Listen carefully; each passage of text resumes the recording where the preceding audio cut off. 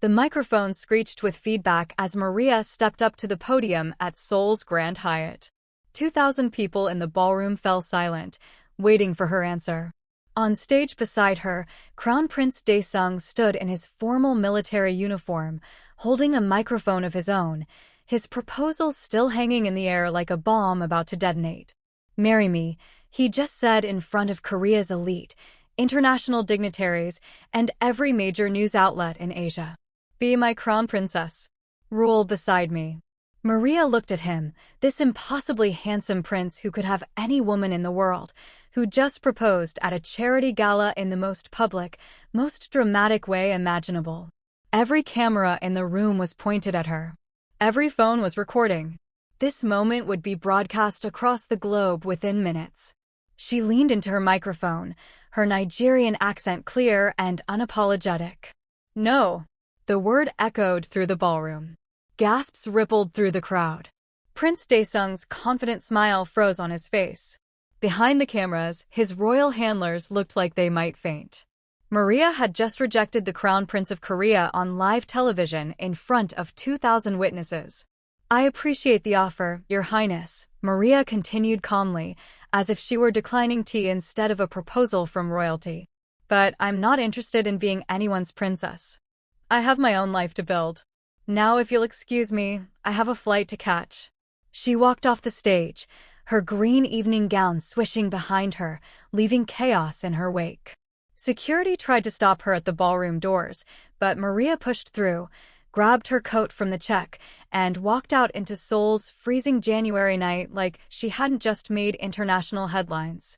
If you want to see what happens when an ordinary woman rejects a literal prince and the consequences change both their lives forever, smash that subscribe button right now. Drop a comment telling us if you'd ever turn down royalty for your own dreams, and let's dive into the most unbelievable love story you'll ever hear. 24 hours earlier, Maria had been in her small office at the Seoul branch of Doctors Without Borders, buried in paperwork for a medical mission to South Sudan. She was 31, a trauma nurse from Lagos who'd spent the last 8 years working in conflict zones and disaster areas across Africa and Asia. She'd seen things that would break most people, survived situations that should have killed her, and developed a reputation for being fearless, brilliant, and completely uninterested in anything that didn't involve saving lives. "Maria, you need to attend the charity gala tonight," her supervisor had said, dropping an invitation on her desk. "The royal family is the event's main sponsor. It's important for organizational relations. I don't do galas. Send someone else. It's not optional. You're our most senior field nurse in Korea. The Crown Prince specifically requested you be there." That had surprised Maria. "Why would the Crown Prince know who I am?" "Because you saved 37 children during the Jeju Island ferry disaster last year. You were on the news. The royal family noticed." Her supervisor gave her a stern look. 7 p.m. Formal dress. Don't embarrass us." Maria had shown up at the Grand Hyatt in the only formal dress she owned, a simple green gown she'd bought for her sister's wedding 5 years ago. She'd planned to make a brief appearance, shake some hands, then leave and finish packing for South Sudan. Instead, she'd been seated at the head table, right next to Crown Prince Daesung himself. "Dr. Okonkwo," he'd said, using her formal title despite her being a nurse. "I've wanted to meet you. What you did at Jeju was extraordinary. I was doing my job. Any trained medical professional would have done the same. 37 children would disagree." His smile was warm, genuine. "I've read about your work. Chad, Yemen, Syria, Haiti. You go to the worst places on earth and pull people back from death. That's not just a job. That's a calling." Despite herself, Maria had been impressed. Most wealthy people didn't care about humanitarian work beyond writing checks for good publicity. But Daesung spoke knowledgeably about conflict zones, refugee crises, medical challenges in disaster areas.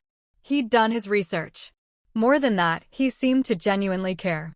They'd talked through dinner. About her work, his duties as crown prince, the pressures of public service, the weight of trying to make a difference when the problems seemed endless. Maria found herself laughing at his stories, sharing her own, forgetting for a moment that he was royalty and she was a nurse from Lagos who'd grown up in a 3-room apartment. Then came the speeches. Daesung was called to the stage to address the gala about the royal family's charitable initiatives. He'd spoken beautifully about service, sacrifice, using privilege to help others. Then he'd done something completely unexpected. I want to introduce someone who embodies everything I've been talking about. Maria Okonkwo, would you join me on stage? Confused, Maria had walked up.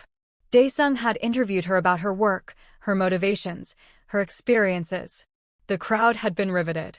Then, as the interview was ending, he turned to her with that devastating smile and asked the question that would change everything. Maria, you've spent your life serving others. Would you consider serving in a different way? Marry me. Use your platform as crown princess to change the world on a scale you never could alone. Be my partner in making Korea and the world better. It should have been romantic. It should have been the fairy tale every woman dreamed of. Instead, Maria had felt trapped, manipulated, put on the spot in front of thousands so she'd have no choice but to say yes. And she'd realized in that moment that despite his charm and good intentions, Prince Daesung was just another powerful man who thought he could orchestrate a woman's life for his own purposes. So she'd said no. Now, 24 hours later, Maria was at Incheon Airport trying to board her flight to South Sudan when security stopped her. Ms. Okonkwo, you need to come with us. I have a flight to catch. What's this about? Royal security needs to speak with you. Please come with us. Now. Maria was escorted to a private room where 3 stone-faced men in suits waited. Ms. Okonkwo, you've created an international incident. The Crown Prince's rejection has damaged Korea's reputation, embarrassed the royal family, and created a diplomatic crisis. I didn't reject Korea. I rejected a marriage proposal. Those are different things. Not when it comes from the Crown Prince in front of the world. The lead security officer's tone was ice cold. You need to issue a public statement explaining your decision. Apologizing for the embarrassment. Making this right. No. Maria stood. I did nothing wrong. Saying no to marriage isn't a crime. Now if you're not arresting me, I have a flight to catch. Ms. Okonkwo, you don't understand the seriousness. I understand perfectly. You're trying to bully me into apologizing for exercising my right to say no. It's not happening. Get out of my way. The security officers looked at each other, unsure how to handle a woman who refused to be intimidated. Finally, they stepped aside. Maria made her flight with minutes to spare, leaving Korea and the chaos behind. Or so she thought. In South Sudan, Maria threw herself into work.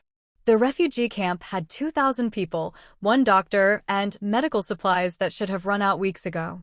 Maria worked 18-hour days, treating infections, delivering babies, performing emergency surgeries with equipment that would horrify any Western hospital. It was brutal, exhausting, purposeful work. Exactly what she needed to forget about princes and proposals and public humiliation. But the story wouldn't die. Hashtag Prince Rejection trended globally for a week. Think pieces flooded the internet. The woman who said no to royalty. Crown Prince heartbroken after public rejection. Nigerian nurse chooses refugees over palace life. Some praise Maria's independence. Others called her ungrateful, arrogant, stupid for turning down such an opportunity. Maria ignored all of it. Until 3 weeks into her South Sudan deployment, when a military helicopter landed at the refugee camp and Crown Prince Daesung himself stepped out, wearing cargo pants and a work shirt, looking completely out of place and completely determined. What are you doing here? Maria demanded as he approached the medical tent. I came to talk. You wouldn't answer my calls. Because I don't want to talk to you. You humiliated me in front of the world. I humiliated myself. You were honest. I was arrogant. Daesung looked genuinely remorseful. I thought a grand gesture would be romantic. Instead, I trapped you. I'm sorry, Maria. Truly. I came all this way to apologize in person and ask you to hear me out. Despite her anger, Maria was impressed he'd traveled to a war zone to apologize. You have 5 minutes. Then you leave and never contact me again. They walked away from the camp to a spot overlooking the refugee sprawl. Daesung spoke carefully, choosing his words with obvious thought. I've been crown prince my entire life. I've never made a decision without advisors, protocols, public opinion. Every relationship I've had was arranged or orchestrated. When I met you, I met someone real. Someone who didn't care about my title, who did actual important work while I cut ribbons and gave speeches. I wanted that realness in my life. I wanted you. But I did it the only way I knew how, with a grand public gesture that would force a yes. I didn't consider your feelings, your autonomy, your right to choose privately. That was wrong. Yes, it was. I'm not asking you to marry me again. I'm asking for a chance to know you properly. No cameras, no pressure, no expectations. Just two people talking. If you feel nothing, I'll walk away and never bother you again. But if there's even a possibility you might feel something too, give me a chance to earn it the right way. Maria studied him. This wasn't the confident prince from the gala. This was a man who'd been humbled, who'd flown to a refugee camp in a war zone to apologize. That took courage. More importantly, it took genuine caring. 1 month, she said. I'm here for 1 more month. If you want to get to know me, you can volunteer at this camp. Do actual work. Help people. If you can handle that without complaining, without your handlers managing everything, then maybe we can talk. But I'm not going easy on you. You'll work as hard as everyone else.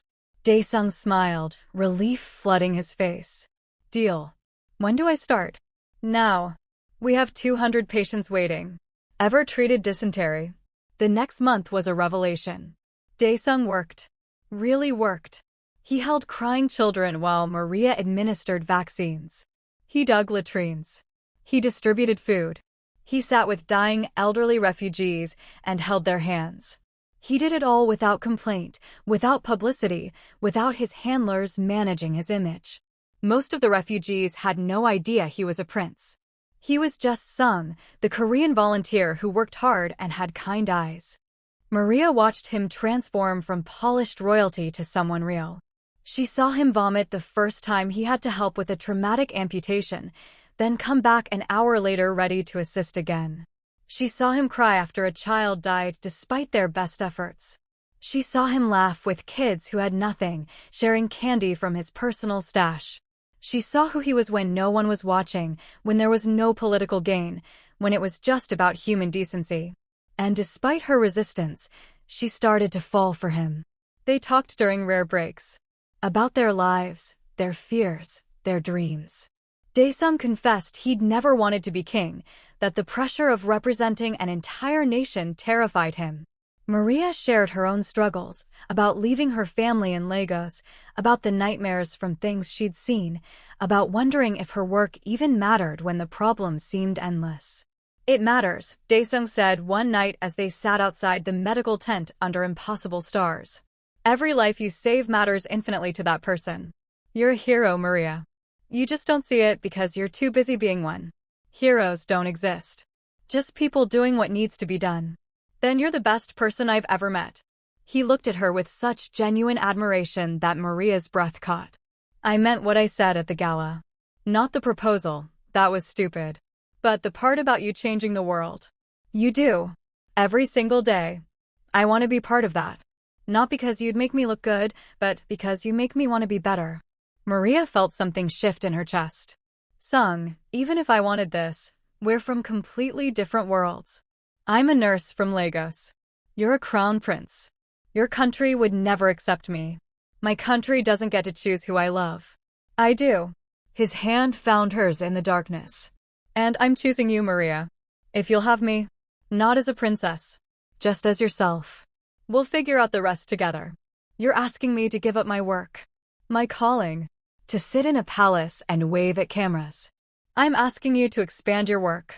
As crown princess, you'd have resources to build hospitals, fund medical missions, change policies that affect millions. You'd have a platform to do more good than you could in 100 lifetimes in the field. Daesung squeezed her hand.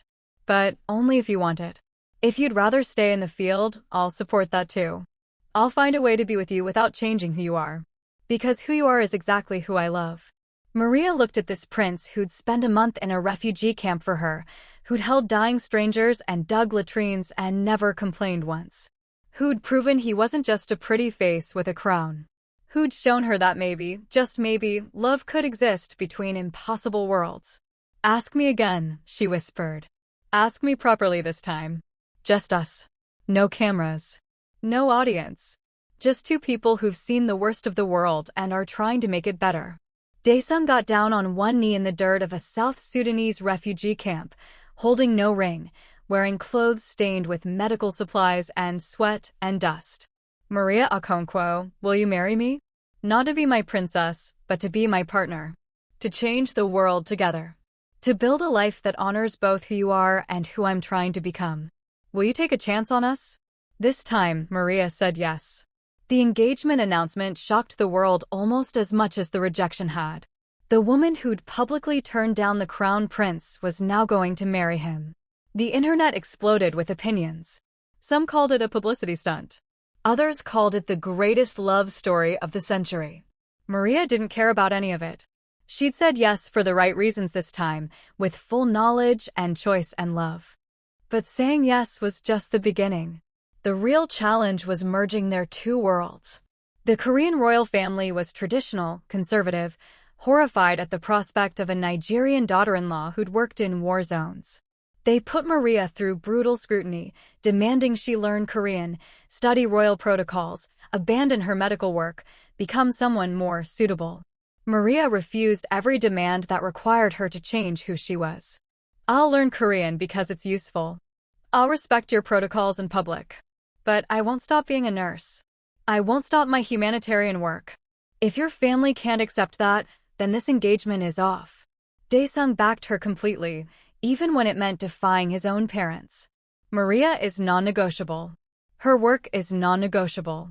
Either you accept her as she is, or I abdicate the throne. Your choice. The standoff lasted months. The tabloids had a field day. Royal family at war over prince's African fiancé. Maria weathered death threats, racist attacks online, protests from conservative groups who didn't want a black foreign princess. It would have broken most people. Instead, Maria kept working. She launched a foundation to fund medical training in underserved communities across Asia and Africa. She gave speeches about global health equity. She used her unwanted fame to draw attention to refugee crises and humanitarian disasters. She proved she was exactly what Daesung had said, someone who would use a platform for good. Slowly, public opinion shifted. Young Koreans rallied behind Maria, seeing her as a symbol of progress and change. International support was overwhelming. Even some conservative royal watchers admitted that Maria's work was undeniably valuable. The royal family, seeing they were losing the PR battle and that Daesung was serious about abdicating, finally relented. The wedding was a global spectacle. Maria wore both a traditional Korean hanbok and a Nigerian gele, symbolizing the merging of her two worlds. She wrote her own vows, promising to honor Daesung but never diminish herself. He promised to support her work unconditionally, to be a partner, not a ruler. They married in a ceremony that blended Korean and Nigerian traditions, creating something entirely new. As crown princess, Maria revolutionized what royal duty could mean. She didn't just cut ribbons and smile for cameras. She flew to disaster zones and worked alongside relief workers. She lobbied for healthcare policy changes. She established medical training programs across Korea and Africa. She proved that being a princess didn't mean being ornamental. 2 years into their marriage, during a state visit to Nigeria, Maria stood in the hospital where she'd first trained as a nurse. The facility had been crumbling and undersupplied.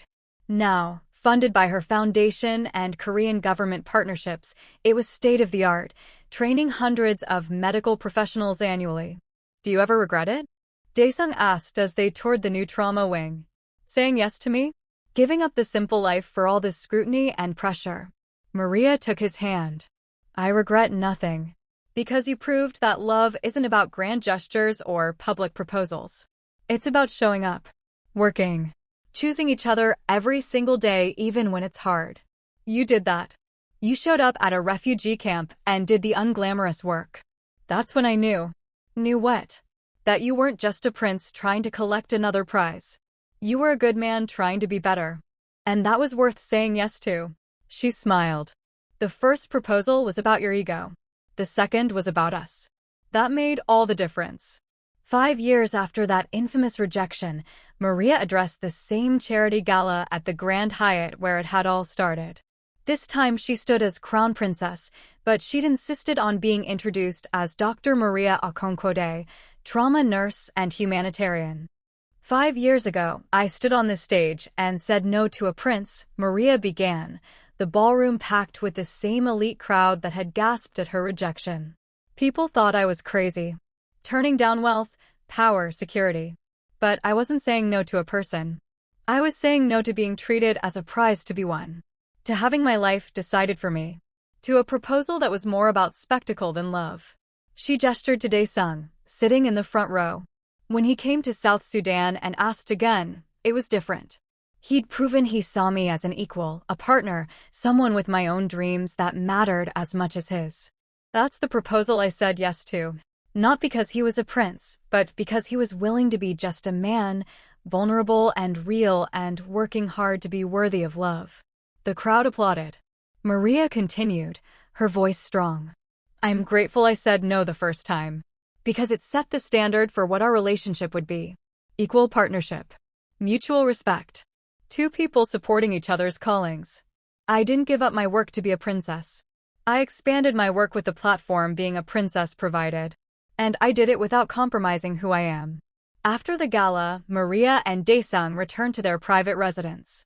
Away from cameras and crowds, they were just themselves. A nurse from Lagos and a prince from Seoul who'd found a way to make an impossible love work. Do you think we'll always be a scandal? Dae-sung asked, pulling Maria close. The black African princess who breaks all the rules? Probably. But who cares? We're too busy changing the world to worry about what people think. Maria kissed him softly. Besides, some rules deserve to be broken. Like the rule that says a nurse can't marry a prince, or that a princess has to stay home and look pretty, or that love has to look a certain way. I love you for breaking those rules. For teaching me that real love isn't about control or public gestures. It's about showing up for each other, day after day, in the unglamorous moments when no one's watching. I love you for learning that lesson. For being willing to change. For choosing me even when it meant defying everyone. Maria smiled. We make a good team, Your Highness. We make an extraordinary team, Dr. Afro-korean. Before we finish this incredible story, if Maria's courage to say no and then yes on her own terms inspired you, we need your help. Hit that like button and subscribe to this channel for more stories of women who refused to settle and found love that honored them completely. Share this video with anyone who needs to hear that saying no is just as powerful as saying yes, and that the right person will respect both. Drop a comment about a time you said no to something everyone thought you should say yes to, and what happened next. Maria's story proves that sometimes the best love stories start with rejection, and that a real prince will prove himself worthy instead of demanding submission. 10 years after the rejection heard around the world, Maria sat in her office at the Royal Foundation for Global Health, reviewing proposals for new medical training centers in Uganda and Bangladesh. Her phone buzzed.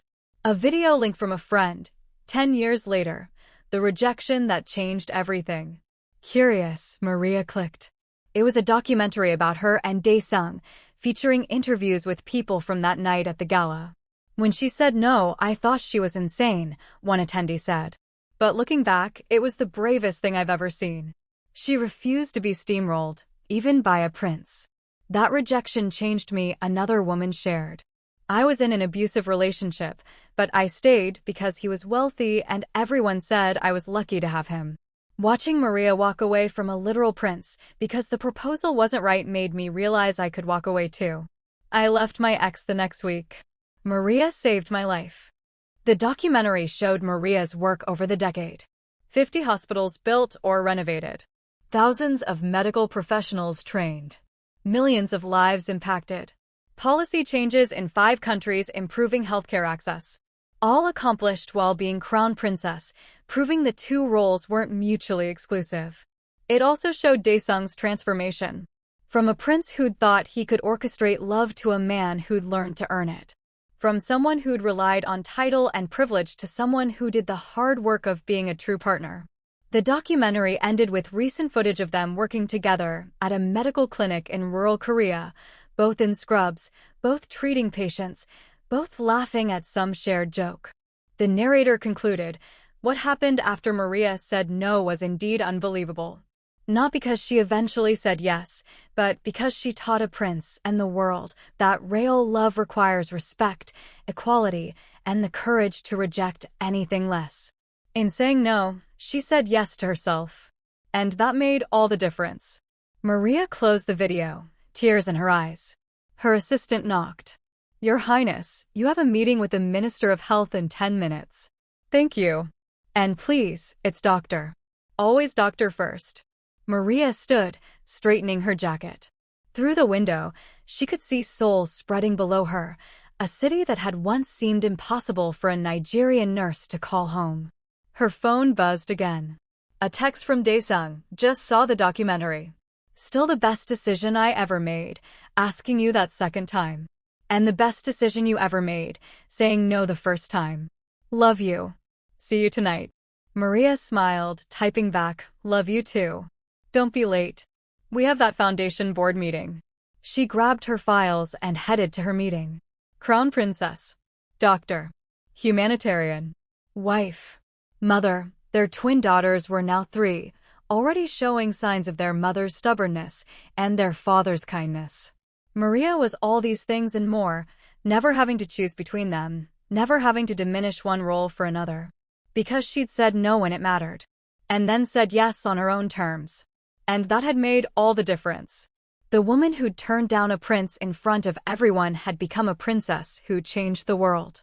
Not because of a title, but because she'd refused to let anyone, even royalty, define her life for her. What happened next wasn't unbelievable at all. It was exactly what happens when a woman knows her worth and refuses to settle for less than she deserves. Even from a prince.